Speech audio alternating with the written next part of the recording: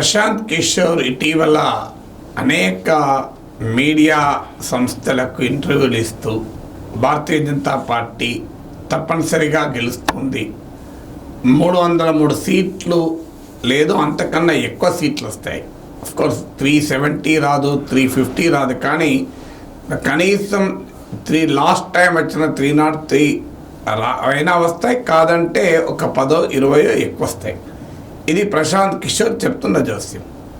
అయితే ఇది కన్సిస్టెంట్గా అనేక మీడియా సంస్థలతో మాట్లాడుతూ చెప్తున్నాడు. దాంతో ఇండియా కూటమి నేతలకు అనుమానం వచ్చింది, ప్రశాంత్ కిషోర్ ఎందుకు ఇలా ఒక క్యాంపెయిన్ లాగా చేపట్టాడు, దీనికి భారతీయ జనతా పార్టీకి సహకారం కోసమే చేస్తున్నాడా అనేది ఇప్పుడు ఇండియా కూటమి అనుమానం. ఆర్జేడీ నేత తేజస్వి యాదవ్ ఓపెన్గానే విమర్శించాడు, ప్రశాంత్ కిషోర్ బీజేపీ ఏజెంటు, ఆయనకు బీజేపీ నిధులు సమకూరుస్తోంది, భారతీయ జనతా పార్టీ కోసమే ఆయన పనిచేస్తున్నాడు. అందువల్ల ఇవాళ మోడీ బీజేపీ ఓడిపోతున్న తరుణంలో 3-4 దశలు అయిపోయాక రంగంలో దిగి బీజేపీ గెలుస్తోంది, బీజేపీ కనీస సీట్ల కన్నా ఎక్కువ వస్తుంది అంటూ ఒక పొలిటికల్ నరేటివ్ ప్రశాంత్ కిషోర్ ద్వారా బిల్డ్ చేయిస్తున్నారు అనేది ఇండియా కూటమి ఆరోపణ.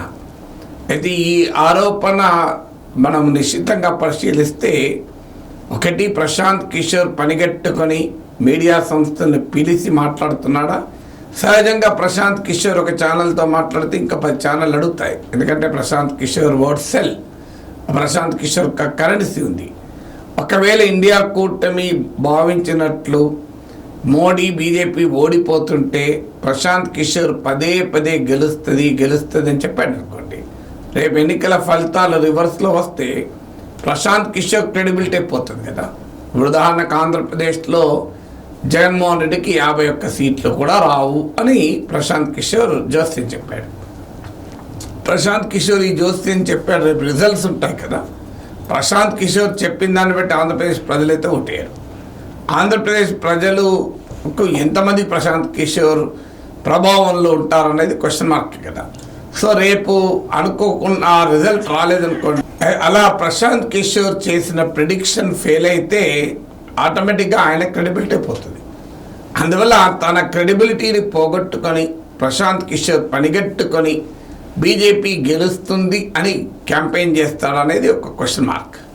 అయితే ప్రశాంత్ కిషోర్ చేస్తున్న పొరపాటు కూడా ఏంటి అంటే, ఆయన ఎన్నికలకు ముందు వ్యూహాత్మకంగా మాట్లాడుతున్నాడు. ఈవెన్ ఆంధ్రప్రదేశ్ ఎన్నికలపై కూడా ఎన్నికలుగా పోలింగ్కు 2 రోజుల ముందు హైదరాబాద్కు వచ్చి ప్రత్యేకంగా వైఎస్ఆర్ కాంగ్రెస్ పార్టీ ఓడిపోతుంది అని మీడియాతో చెప్పాడు.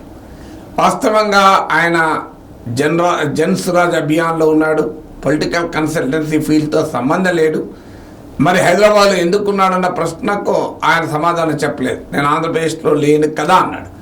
సో ఇలా పనిగట్టుకొని ఎన్నికలకు 2 రోజుల ముందు 3 రోజుల ముందు వ్యాఖ్యానించడం అనేది ఆ అనుమానాలకు విమర్శలకు కారణమవుతుంది. But still Prashant Kishor has the right to express his opinion. నార్మల్గా ఎథికల్ స్టాండర్డ్స్ ఏం చెప్తుందంటే, ఎనీ ఇన్ఫ్లుయెన్షర్ ఎన్నికలకు ముందు ఫిగర్స్ చెప్పడం కరెక్ట్ కాదు. ఈవెన్ ఎగ్జిట్ పోల్ సంస్థలకు కూడా ఎన్నికల కమిషన్ ఇవాళ రూల్స్ పెట్టింది. అలాంటప్పుడు ప్రశాంత్ కిషోర్ 303 వస్తాయి, 310 వస్తాయి, 320 వస్తాయి, ఓవరాల్ ట్రెండ్ చెప్పడంలో తప్పలేదు. ఇప్పుడు నేను కూడా రాజకీయంగా విశ్లేషిస్తున్నాను, ఎవరికి అనుకూలం ఎవరికి వ్యతిరేకమని. కానీ ఎవరికి అనుకూలమైన అంశాలు ఏంటి, ఎవరికి వ్యతిరేకమైన అంశాలు ఏంటి, ఇలా ఎనాలిసిస్ చేయడం వేరు. ఫలానా పార్టీ ఖచ్చితంగా గెలుస్తుంది, ఫలానా పార్టీ ఖచ్చితంగా ఓడిపోతుంది అని నెంబర్స్తో ప్రిడిక్షన్ చేయడం వేరు. నెంబర్స్తో ప్రిడిక్షన్ చేసినప్పుడు అనివార్యంగా ఈ విమర్శలు ఎదుర్కోవాల్సి వస్తుంది. ఎందుకంటే ప్రశాంత్ కిషోర్ కూడా ఇన్ఫ్లుయెన్సర్ కనుక, ప్రశాంత్ కిషోర్ చెప్పింది చాలామంది నమ్మే అవకాశం ఉంటుంది కనుక ఇన్ఫ్లుయెన్సర్స్ ఎగ్జాక్ట్ ఫిగర్స్ కన్నా ఓవరాల్ ట్రెండ్ కారణాలు విశ్లేషించవచ్చు. ఇప్పుడు నేను ఉదాహరణకు ఎన్నికలు అయ్యాక కూడా మీరు గమనించండి, చంద్రబాబు నాయుడు గెలిస్తే ఇంకో ఈ 12 కారణాలు కంట్రిబ్యూట్ చేసి ఉండొచ్చు, జగన్మోహన్ రెడ్డి గెలిస్తే ఈ 10 కారణాలు కంట్రిబ్యూట్ చేసి ఉండొచ్చు అని ఇద్దరి విషయంలో చెప్పాను. ఎక్కడ అన్ఫార్చునేట్లీ ఏదో ఒక వీడియో చూసి కొంతమంది కామెంట్ చేయొచ్చు, కానీ 2 వీడియోలు చాలా క్లియర్గా ఏ అంశాలు ఒకవేళ జగన్ గెలిస్తే కంట్రిబ్యూట్ చేస్తాయి, ఏ అంశాలు ఒకవేళ చంద్రబాబు గెలిస్తే కంట్రిబ్యూట్ చేస్తాయని విశ్లేషించారు. అందువల్ల ప్రశాంత్ కిషోర్ రిపీటెడ్గా ప్రతి ఫేజ్ తర్వాత వచ్చి బీజేపీ గెలుస్తోంది అని అనడం ఈ రకమైన విమర్శలకు కారణమవుతుంది. But there is no evidence ఆయన బీజేపీ ఏజెంట్ అని, బీజేపీ కోసమే పనిచేస్తున్నాడు. ఎందుకంటే తేజస్ యాదవ్ వాదన ఏంటంటే ఆయన ఎవరితో పనిచేసినా ఆ పార్టీ నాశనం అయిపోయింది అని. అది నిజం కాదు కదా. ఆయన తృణమూలతో పనిచేశాడు, ఆమ్ ఆద్మీ పార్టీతో పనిచేశారు, జేడీయూతో, డిఎంకేతో, వైఎస్ఆర్ కాంగ్రెస్తో, ఇండియా కూటమి పక్షాలైన డిఎంకే, ఆమ్ ఆద్మీ పార్టీ, కాంగ్రెస్, తృణమూల్ కాంగ్రెస్తో కూడా పనిచేశాడు. ఆయన ఎక్కువగా ఇండియా కూటమి పక్షాలతోనే పనిచేశాడు. ఆయన బీజేపీ మిత్రపక్షాలతో పనిచేసింది లేదు, న్యూట్రల్ వాళ్ళతో కూడా.